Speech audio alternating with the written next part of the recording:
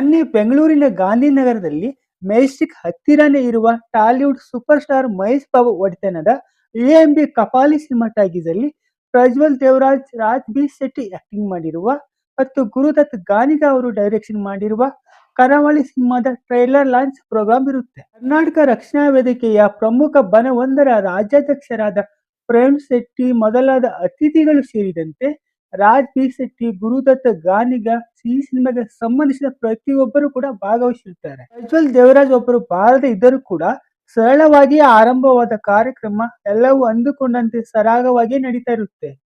ಅಷ್ಟರಲ್ಲಿ ಪ್ರಜ್ವಲ್ ದೇವರಾಜ್ ಅಭಿಮಾನಿಗಳು ಅಂತ ಹೇಳಿಕೊಳ್ಳುವ ಒಂದಿಷ್ಟು ಜನರು ಅಲ್ಲಿ ಗಲಾಟೆ ಮಾಡೋಕೆ ಸ್ಟಾರ್ಟ್ ಮಾಡ್ತಾರೆ. ಮಾತಿಗೆ ಮಾತು ಬೆಳೆದು ವಾದ ವಿವಾದಗಳಾಗಿ ದೊಡ್ಡ ಹೈ ಡ್ರಾಮಾನೇ ನಡೆದು ಹೋಗುತ್ತೆ. ಯಾಕೆ ಹೀಗಾಯ್ತು? ಈ ಕರಾವಳಿ ಟ್ರೇಲರ್ ಲಾಂಚ್ ಪ್ರೋಗ್ರಾಮಕ್ಕೂ ಮುನ್ನ ಏನೇನು ನಡೆದಿತ್ತು, ಈ ಗಲಾಟೆ ನಂತರ ಮತ್ತೆ ಏನೇನು ಬೆಳವಣಿಗೆ ಆಗಿದೆ, ಈ ಸಿನಿಮಾದ ನಿರ್ದೇಶಕ ಗುರುದತ್ ಗಾನಿಗ ಅವರು ಯಾರು, ಇನ್ನೂ ಮೊದಲಾದ ಇಂಟ್ರೆಸ್ಟಿಂಗ್ ವಿಷಯಗಳನ್ನ ಇವತ್ತಿನ ವಿಡಿಯೋದಲ್ಲಿ ನೋಡಿಕೊಂಡು ಬರೋಣ. ಅದಕ್ಕೂ ಮುನ್ನ ನೀವು ಇನ್ನೂ ನಮ್ಮ ಚಾನಲ್ಗೆ ಸಬ್ಸ್ಕ್ರೈಬ್ ಆಗಿಲ್ಲ ಎಂದಾದರೆ ದಯವಿಟ್ಟು ಈ ಕೂಡಲೇ ಸಬ್ಸ್ಕ್ರೈಬ್ ಮಾಡಿ, ಪಕ್ಕದಲ್ಲಿ ಕಾಣುವ ಬೆಲ್ ಬಟನ್ ಒತ್ತಿ. ಈ ವಿಡಿಯೋ ಇಷ್ಟ ಆದಲ್ಲಿ ದಯವಿಟ್ಟು ಒಂದು ಲೈಕ್ ಕೂಡ ಕೊಡಿ. ಸಿನಿಮಾ ಒಂದಕ್ಕೆ ಸಹಾಯಕ ನಿರ್ದೇಶಕನಾಗಿ ಕನ್ನಡ ಫಿಲ್ಮ್ ಇಂಡಸ್ಟ್ರಿಗೆ ಬಂದ ಗುರುದತ್ ಗಾನಿಗ ಅವರು ತಮ್ಮಲ್ಲಿ ಇರುವ ಅಮೋಘ ಪ್ರತಿಭೆಯಿಂದಾಗಿ ಸ್ಟೆಪ್ ಬೈ ಸ್ಟೆಪ್ ಬೆಳೀತಾ ಬರ್ತಾರೆ. ಅವರ ವಿಭಿನ್ನ ಬರವಣಿಗೆ ಶೈಲಿ, ಆ ಬರವಣಿಗೆಯಲ್ಲಿ ಇರುವ ತಾಕತ್ತನ್ನು ಕಂಡ ಕಿಚ್ಚ ಸುದೀಪ್ ಅವರು ಗುರುದತ್ ಗಾನಿಗರನ್ನು ಗುರುತಿಸಿ ತಮ್ಮ ಸಿನಿಮಾಗಳಲ್ಲಿ ಕೆಲಸ ಮಾಡೋದಕ್ಕೆ ನಿರಂತರವಾಗಿ ಅವಕಾಶಗಳನ್ನು ಕೊಡ್ತಾ ಬರ್ತಾರೆ. ಕಿಚ್ಚ ಸುದೀಪ್ ಅವರು ಆಕ್ಟಿಂಗ್ ಮಾಡಿರುವ ರನ್ನ, ಮುಕುಂದ ಮುರಾರಿ ಸಾಕಷ್ಟು ಸಿನಿಮಾಗಳಲ್ಲಿ ಗುರುದತ್ ಗಾನಿಗ ಅವರು ಕಿಚ್ಚ ಸುದೀಪ್ ಜೊತೆಗೆ ಕೆಲಸ ಮಾಡ್ತಾರೆ. ಹಾಗೆ ಮುಂದೆ ಕಿಚ್ಚ ಸುದೀಪ್ ಅವರು ಪ್ರೊಡ್ಯೂಸ್ ಮಾಡಿರುವ ರೆಬಲ್ ಸ್ಟಾರ್ ಅಂಬರೀಶ್ ಅವರು ಹೀರೋ ಆಗಿ ಆಕ್ಟಿಂಗ್ ಮಾಡಿರುವ ಅಂಬಿಲಿಂಗ್ ವಯಸ್ಸಾಯಿತು ಎನ್ನುವ ಸಿನಿಮಾದ ಮೂಲಕ ಗುರುದತ್ ಗಾನಿಗ ಅವರು ನಿರ್ದೇಶಕರಿಗೆ ದೊಡ್ಡ ಸಕ್ಸಸ್ ಕಾಣ್ತಾರೆ. ನಂತರ ಬೆಂಗಳೂರು ಬಾಯ್ಸ್ ಎನ್ನುವ ಮೂವಿ ಕೂಡ ಮಾಡ್ತಾರೆ. ಹಾಗೆ ಕಿಚ್ಚ ಸುದೀಪ್ ಮತ್ತು ಸಲ್ಮಾನ್ ಖಾನ್ ಆಕ್ಟಿಂಗ್ ಮಾಡಿರುವ ದಬಾಂಗ್ 3 ಮೂವಿಯ ಕನ್ನಡ ವರ್ಷನ್ಗೆ ಇವರೇ ಡೈಲಾಗ್ ರೈಟರ್ ಆಗಿರ್ತಾರೆ. ರಾಜ್ ಬಿ ಶೆಟ್ಟಿ ಅವರನ್ನು ಹಾಕೊಂಡು ಜುಗಾರಿ ಕ್ರಾಸ್ ಎನ್ನುವ ಮೂವಿ ಸಹ ಮಾಡ್ತಾ ಇದ್ದು ಅದಿನ್ನೂ ಶೂಟಿಂಗ್ ಹಂತದಲ್ಲಿದೆ. ಹಾಗೆ ದಿಗಂತ್ ಅವರು ಆಕ್ಟಿಂಗ್ ಮಾಡಿರುವ ಎಡಗೈಯೇ ಅಪಘಾತಕ್ಕೆ ಕಾರಣ ಎನ್ನುವ ಮೂವಿಯನ್ನು ಸಹ ಗುರುದತ್ ಗಾನಿಗ ಅವರು ಪ್ರೊಡ್ಯೂಸ್ ಮಾಡಿರ್ತಾರೆ. ಕರಾವಳಿ ಭಾಗದ ಜನರ ಆಚಾರ ವಿಚಾರ ಮತ್ತು ಅವರು ಕಾಡಿನೊಂದಿಗೆ ಹಾಗೂ ಪ್ರಾಣಿಗಳೊಂದಿಗೆ ಹೊಂದಿರುವ ನಂಟು ಮತ್ತು ಕಂಬಳದ ವೈಭವ ಮೊದಲಾದ ಗಮನಾರ್ಹ ಅಂಶಗಳನ್ನು ಹೊಂದಿದ್ದ ಒಂದು ಒಳ್ಳೆಯ ಕತೆ ರೆಡಿ ಮಾಡಿಕೊಂಡು ಆ ಸಿನಿಮಾದ ಹೀರೋ ಪಾತ್ರಕ್ಕೆ ಡೈನಾಮಿಕ್ ಪ್ರಿನ್ಸ್ ಪ್ರಜ್ವಲ್ ದೇವರಾಜ್ ಅವರನ್ನು ಸೆಲೆಕ್ಟ್ ಮಾಡ್ಕೊತಾರೆ. ದೊಡ್ಡ ಕ್ಯಾನ್ವಾಸ್ ಹೊಂದಿರುವ, ಜಾಸ್ತಿ ಬಜೆಟ್ ಕೇಳುವ ಈ ಮೂವಿಗೆ ಇಂತಹ ಕನ್ನಡದ ಬಿಗ್ ಸ್ಟಾರ್ ಒಬ್ಬರು ಈ ಸಿನಿಮಾದಲ್ಲಿ ಗೆಸ್ಟ್ ರೋಲ್ ಮಾಡಬಹುದು ಎನ್ನುವ ವಿಷಯವನ್ನು ಪ್ರಜ್ವಲ್ ಅವರಿಗೆ ಹೇಳಿರ್ತಾರೆ. ಆಗ ಪ್ರಜ್ವಲ್ ದೇವರಾಜ್ ಅವರು ಈ ಸಿನಿಮಾದಲ್ಲಿ ಆಕ್ಟಿಂಗ್ ಮಾಡಲು 1,25,00,000 ರೂಪಾಯಿ ಡಿಮ್ಯಾಂಡ್ ಮಾಡ್ತಾರೆ. ಈ ಪೇಮೆಂಟ್ ಕೊಡಲು ಒಪ್ಪಿದ ಗುರುದತ್ ಗಾನಿಗ ಅವರು ಇನ್ನುಳಿದ ಪಾತ್ರಗಳಿಗೆ ಮಿತ್ರ, ರಮೇಶ್ ಇಂದಿರಾ, ಸಂಪದ, ಸುಸ್ಮಿತಾ ಭಟ್ ಇನ್ನುಳಿದ ಕಲಾವಿದರನ್ನು ಫೈನಲ್ ಮಾಡ್ತಾರೆ. ಎಲ್ಲವೂ ಅಂದುಕೊಂಡಂತೆ ಎಲ್ಲಿಯೂ ವಿಘ್ನ ಬರದಂತೆ ಸಿನಿಮಾದ ಶೂಟಿಂಗ್ ನಡೆಯುತ್ತೆ. ಆದರೆ ಗುರುದತ್ ತಿಳಿಸಿದ ಆ ಬಿಗ್ ಸ್ಟಾರ್ ತುಂಬಾ ಬ್ಯುಸಿ ಆಗಿರ್ತಾರೆ. ಹೀಗಾಗಿ ಅವರು ಇದರಲ್ಲಿ ಆಕ್ಟಿಂಗ್ ಮಾಡೋದಕ್ಕೆ ಆಗಲ್ಲ. ಆಗ ಈ ಪಾತ್ರಕ್ಕೆ ಯಾರಾದರೂ ಒಬ್ಬ ದೊಡ್ಡ ಸ್ಟಾರ್ ಬೇಕೇ ಬೇಕು ಎಂದು ವಿಚಾರ ಮಾಡಿ ರಾಜ್ ಬಿ ಶೆಟ್ಟಿ ಅವರಿಗೆ ಅಪ್ರೋಚ್ ಮಾಡ್ತಾರೆ. ಕನ್ನಡ ಮಣ್ಣಿನ ಕಥೆಯಾದ್ದರಿಂದ ಆ ಕೂಡಲೇ ಒಪ್ಪಿ ಅವರು ತಮ್ಮ ಪಾತ್ರದ ಶೂಟಿಂಗ್ ಅನ್ನು ಪೂರ್ತಿ ಮಾಡಿ ಕೊಡ್ತಾರೆ. ತನ್ನ ಸಿನಿಮಾದ ಒಂದೊಂದೇ ವಿಭಿನ್ನ ಪೋಸ್ಟರ್ಗಳನ್ನು ಬಿಡುತ್ತಾ ಸುದ್ದಿ ಮಾಡಲು ಶುರು ಮಾಡಿದ ಕರಾವಳಿ ಮೂವಿ ತನ್ನ ಫಸ್ಟ್ ಸಿನಿಮಾ ಟೀಸರ್ ಇಂದ ಸಿನಿಮಾದ ಬಗ್ಗೆ ನಿರೀಕ್ಷೆಗಳನ್ನು ಕ್ರಿಯೇಟ್ ಮಾಡುತ್ತೆ.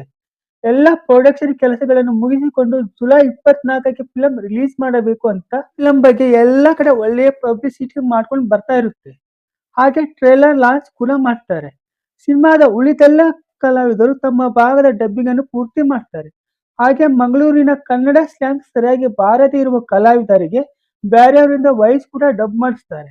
ಹಾಗೆ ಸ್ಟುಡಿಯೋವನ್ನು ಬುಕ್ ಮಾಡಿ ಪ್ರಜ್ವಲ್ ದೇವರಾಜ್ ಅವರಿಗೆ ಡಬ್ಬಿಂಗ್ಗೆ ಬರುವಂತೆ ತಿಳಿಸ್ತಾರೆ. ನಿಮ್ಮ ವಾಯ್ಸ್ ಕರಾವಳಿ ಕನ್ನಡ ಶೈಲಿಗೆ ಸೆಟ್ ಆಗಿಲ್ಲ ಎಂದರೆ ಬೇರೆಯವರಿಂದ ಡಬ್ಬಿಂಗ್ ಮಾಡ್ತಾನುವ ಅಂತಾನು ಕೇಳಿರ್ತಾರೆ. ಮಾತಾಡಿದ ಪೇಮೆಂಟ್ ಅಲ್ಲಿ ಪ್ರಜ್ವಲ್ ದೇವರಾಜ್ ಅವರಿಗೆ 1 ಕೋಟಿನೂ ಸಹ ಆಲ್ರೆಡಿ ಕೊಟ್ಟಿರ್ತಾರೆ. ಇನ್ನುಳಿದ 20 ಲಕ್ಷ ರೂಪಾಯಿಯನ್ನು ಸಿನಿಮಾದ ಡಬ್ಬಿಂಗ್ ಆದ ಮೇಲೆ ಕೊಡ್ತೀನಿ ಅಂತ ಹೇಳಿರ್ತಾರೆ. ಈ ಟೈಮಲ್ಲಿ ತಮ್ಮ ವರ್ಷ ಶುರು ಮಾಡಿದ ಪ್ರಜ್ವಲ್ ದೇವರಾಜ್ ಅವರು ತಮ್ಮ ಅಸಿಸ್ಟೆಂಟ್ಗಳಿಗೆ 20 ಲಕ್ಷ ಪೇಮೆಂಟ್ ಮತ್ತು ನನ್ನ ಉಳಿದ ಪೇಮೆಂಟ್ ಜೊತೆಗೆ GST ದುಡ್ಡನ್ನು ಸಹ ಕೊಡಬೇಕು ಅಂತ ಹೇಳ್ತಾರೆ. ಇದರಿಂದಾಗಿ ಇವರಿಬ್ಬರ ನಡುವೆ ಮನಸ್ತಾಪ ಉಂಟಾಗುತ್ತೆ. ಟ್ರೇಲರ್ ಲಾಂಚ್ಗೂ 2 ತಿಂಗಳಿಂದ ಮೊದಲು ಎಷ್ಟೇ ಕಾಲ್ ಮಾಡಿದ್ರು ಪ್ರಜ್ವಲ್ ದೇವರಾಜ್ ಅವರು ಸರಿಯಾಗಿ ರೆಸ್ಪಾನ್ಸ್ ಮಾಡಲ್ಲ ಮತ್ತು ಎಲ್ಲ ಟೈಮ್ ಅವರ ಮ್ಯಾನೇಜರ್ ಏನೋ ಒಂದು ನೆಪ ಹೇಳಿ ಕಾಲ್ ಡಿಸ್ಕನೆಕ್ಟ್ ಮಾಡ್ತಾ ಇರ್ತಾರೆ. ಆದರೂ ಕೂಡ ಹೇಗೋ ಮಾಡಿ ಅವರನ್ನು ಕರಾವಳಿ ಮೂವಿ ಟ್ರೇಲರ್ ಲಾಂಚ್ಗೆ ಇನ್ವೈಟ್ ಮಾಡ್ತಾರೆ. ಹಿಂದಿನ ದಿನವೇ ರಾತ್ರಿ ಟೀಸರ್ ತರಿಸಿಕೊಂಡು ಪ್ರಜ್ವಲ್ ದೇವರಾಜ್ ನೋಡ್ತಾರೆ. ಅದರಲ್ಲಿ ಅವರ ವಾಯ್ಸ್ ಇನ್ನೊಬ್ರು ಡಬ್ ಮಾಡಿದ್ದಕ್ಕೆ ತುಂಬಾ ಸಿಟ್ಟು ಬರುತ್ತೆ. ಹೀಗಾಗಿ ನೆಕ್ಸ್ಟ್ ಡೇ ಟ್ರೇಲರ್ ಲಾಂಚ್ಗೆ ಪ್ರಜ್ವಲ್ ದೇವರಾಜ್ ಅವರು ಹೋಗೋದಿಲ್ಲ. ಅವರ ಬದಲಿಗೆ ಅವರ ಅಭಿಮಾನಿಗಳು ಬಂದಿರುತ್ತಾರೆ.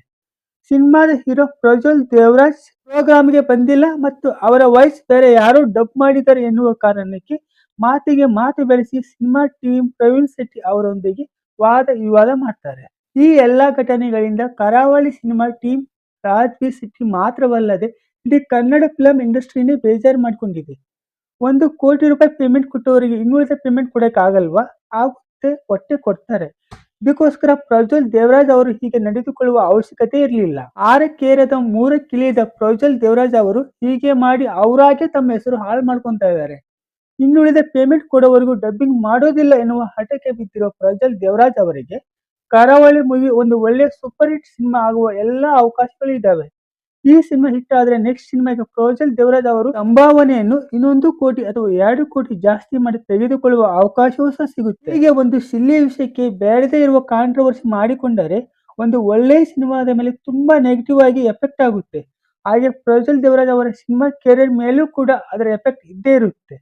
ಇದೇ ಪ್ರೋಗ್ರಾಮ್ ಅಲ್ಲಿ ರಾಜ್ ಬಿ ಶೆಟ್ಟಿ ಅವರು ನಮ್ಮ ಸಿನಿಮಾಗಳು ಸೋಲೋದಕ್ಕೆ ಹಿಂದೆ ಉಳಿಯೋದಕ್ಕೆ ಇದೇ ಕಾರಣ ಅಂತ ಹೇಳ್ತಾರೆ. ಅವರ ಮಾತು ಅಕ್ಷರಶಃ ನಿಜ. ಅವರು ಹೇಳಿದ ಹಾಗೆ ಆಗಿ ಎಷ್ಟೋ ಸಿನಿಮಾಗಳು ಹಳ್ಳ ಹಿಡಿದು ಹೋಗಿವೆ. ಈ ಎಲ್ಲಾ ಘಟನೆಗಳಿಂದ ಜುಲೈ 24ಕ್ಕೆ ಕರಾವಳಿ ಸಿನಿಮಾ ರಿಲೀಸ್ ಆಗುತ್ತೋ ಇಲ್ವೋ ಎನ್ನುವ ಆತಂಕ ಈಗ ಶುರುವಾಗಿದೆ.